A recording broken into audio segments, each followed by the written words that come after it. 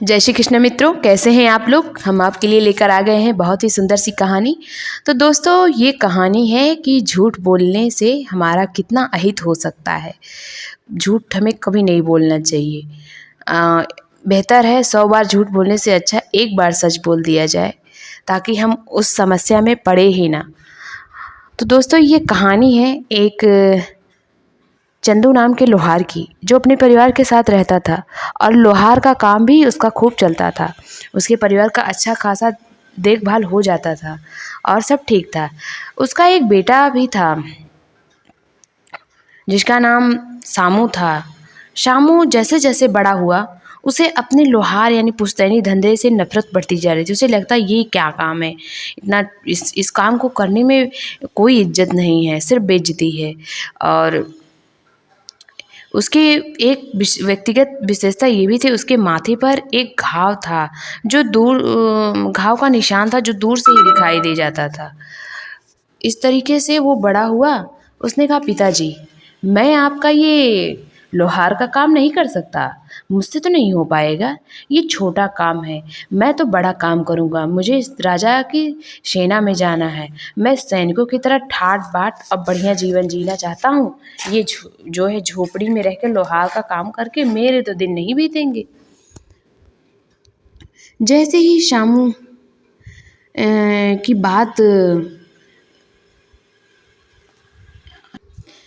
की बात उसके पिता ने सुनी, उसने कहा, अपना बेटा ये क्या कह रहे। उसने माथा पकड़ लिया। उसने कहा, बेटा ये संभव ही नहीं है। तुम नहीं जानते क्या, हमारे यहाँ का कानून है, क्षत्रियों को ही सेना में लिया जाता है और जिनके अंदर वीरता होती है वही सेना में जाते हैं। तुम अपने ऐशो आराम के लिए सेना में जाना चाहते हो। हमारे देश पे अगर किसी ने आक्रमण कर दिया, हमारे राज्य पे, तो तुम्हारे अंदर वीरता होगी ना, तुम सामना करोगे कैसे। उसने कहा, इसकी चिंता आप मत करिए, मैंने इसका उपाय सोच लिया है। मैं कह दूंगा कि मैं सूरवीरों के खानदान से हूँ, जो है किसी को कुछ नहीं पता चलेगा। लेकिन मैं तो ये लोहार का काम नहीं करने वाला। दूसरे ही दिन वो निकल पड़ा राज्य की ओर और बढ़िया कपड़े पहने और सूरवीरों की तरह तलवार लगाई और वैसी वेशभूषा धारण की और राजा में के पास पहुंच गया। राजा ने कहा,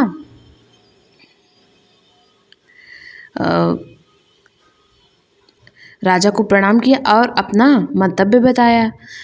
राजा ने उसके माथे पर एक जो घाव का निशान था देखा। उसने सोचा कि जरूर ये पराक्रमी होगा, तभी इसके माथे पे निशान है, किसी युद्ध में गया होगा, वहाँ चोट लग गई होगी। सूरवीरों का तो यही निशान। उसने पूछा कि तुम्हारा नाम क्या है। तो उसने कहा, जी जी जी हकलाते हुए, भयंकर सिंह। सामू ने जवाब दिया राजा को। राजा ने कहा, अरे भाई, सूरवीर हकलाते नहीं है, धाड़ के कहो भयंकर सिंह। तुम्हारे सूरवीरता मैंने देख ली है तुम्हारे माथे पे, जो है तुम कितने अच्छे राजा हो मुझे पता चल गया है। और मैं देख के बता सकता हूँ कि कौन राजा है, कौन सूरवीर के खानदान से, कौन नीच खानदान से है। तो सामू ने कहा, जो भयंकर सिंह इस समय था, उसने कहा, जी जी मैं सूरवीरों के खानदान से हूँ। तो गिनती ही नहीं है कितने युद्ध हमारे आजा परदादा ने लड़े या मैंने लड़े। मुझे तो देख के ही दुश्मन भाग जाता है, क्योंकि उसके अंदर मैं इतना डर पैदा कर देता हूँ। तो राजा मुस्कुराए, कहे, बस ऐसे ही सैनिक की ज़रूरत है हमें।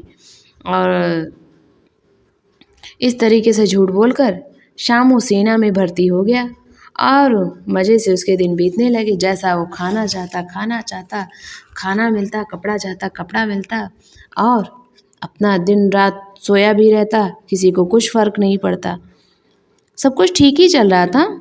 फिर जिस राज्य में था, जहाँ राजा के पास वो सैनिक था, उस राज्य में आक्रमण हो गया और राजा के जितने भी सैनिक थे वो शत्रुओं से हारते हुए जा रहे थे। कुछ लोग तो बिना लड़े ही पीछे हट रहे थे। राजा को बहुत गुस्सा आया। उसने कहा, सामू को बुलाओ, वही हमारा ऐसा सैनिक है जो इस युद्ध को हमें जिता सकता है। सामू को बुलाया गया। राजा ने कहा कि मैं चाहता हूँ तुम इसी वक्त युद्ध के लिए निकलो और हमारी सेना को जिताओ जो है। हमारे राज्य की लाज अब तुम्हारे हाथों में है। तुम जो है, मुझे तुमसे बड़ी उम्मीदें हैं और तुम्हारे माथे पे ये निशान देख के ही मैंने वो किया था। आज तुम्हें ये साबित करना है कि तुम शूरवीरों के खानदान से एक बहादुर सैनिक हो, बहादुर लड़के हो। शामू ने कहा जी। राजा ने कहा जी, और आप करने का समय नहीं है शामू, मतलब भयंकर सिंह। तुम्हें क्योंकि उसने तो अपना नाम ही बदल दिया था भयंकर सिंह। तुम्हें इसी वक्त निकलना होगा, हमारे पास सोचने का वक्त नहीं है। और तुम ही सोचो कोई क्या सोचेगा। अभी उस राज्य के सैनिक लड़ रहे हैं। अगर राजा होता तो मैं स्वयं जाता। अभी सैनिकों के सामने मैं अगर जाऊँ तो मेरा कितना अपमान होगा। अभी मेरे पास तुम जैसा वीर सैनिक है, तो तुम अभी जाओ और मोर्चा संभालो। तो उसने रोते हुए कहा, मैं आपसे एक सच बोलना चाहता हूँ। तो राजा ने कहा, जो भी बोलना है जल्दी बोलो। राजा बहुत गुस्से में थे। उसने कहा, जी मैं सूरवीर खानदान से हूँ ही नहीं। मुझे तो युद्ध लड़ना तो दूर की बात है, मुझे युद्ध के नाम से इतना डर लगता है। मैं कैसे लड़ सकता हूँ? मैं तो एक लोहार का बेटा था। मेरे दोस्त जो सूरवीर वंश के थे, मतलब जिनके साथ मैं खिलकर बड़ा हुआ, वो सैनिक बने और उनका ठाट बाट देखकर मेरे मन में भी आया कि मैं भी बनूं, लेकिन मेरी जात लोहार की थी। अब मैं इसीलिए मैंने झूठ बोला। राजा को बहुत गुस्सा आया। उसने कहा, इतने दिन से तुम झूठ बोलकर हमारे राज्य में रह रहे थे। उसे तुरंत मृत्युदंड की सज़ा मिली। और ये सुनते ही उसे अपने पिता की बात याद आई कि पिताजी ने मुझे इतना समझाया था कि अपने काम को कभी नीचा नहीं दिखाना चाहिए। जिससे हमारा घर चलता हो वही काम बड़ा है। इस तरीके से वो रोने लगा और राजा ने उसको मरवा दिया। कहावत भी है, कांट की हांडी एक ही बार आँच पे चढ़ पाती है। सामू यानी जो भयंकर सिंह बना था, सामू ही था। सेना में जाना तो चाहता था, लेकिन उसके अंदर वीरता कहीं थी ही नहीं। यही कारण था जो उसका झूठ पकड़ा रखा। एक झूठ, ये तो हमें याद ही रखना चाहिए, एक झूठ को छिपाने के लिए 100 झूठ बोलने पड़ते हैं। फिर भी वो झूठ पकड़ा ही जाता है। आज नहीं कल तो उसे पकड़ा जाना ही है।